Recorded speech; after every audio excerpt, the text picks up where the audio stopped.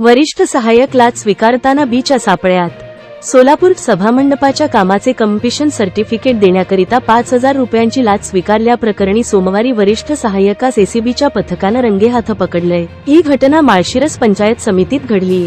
सुंदरराव उत्तम नागटिळक वय 56 वर्षे असं आरोपित लोकसेवकाचं नाव आहे। याबाबत मिळालेली प्राथमिक माहिती अशी की तक्रारदार यांनी केलेल्या सभामंडपाच्या कामाचे कमिशन सर्टिफिकेट देण्याकरिता माळशिरस पंचायत समितीतील वरिष्ठ सहाय्यक नागटिळक यांनी तक्रारदाराकडे 10,000 रुपयांची लाच रक्कमेची मागणी केली होती।